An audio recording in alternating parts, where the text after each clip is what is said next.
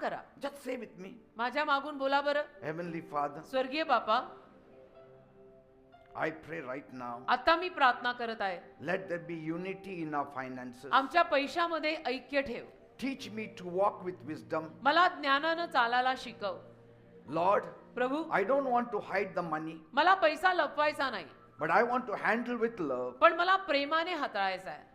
Whether it is one account or two accounts. एक खातं असो, दोन खाती असू दे. Help me and my spouse walk as one. मला मदत कर आणि माझ्या जीवन साथीदाराला पण मदत कर एकत्र चालायला. May we honor you with our wealth. आणि तू तुझ्या धनसंपत्तीने आमचा मान कर.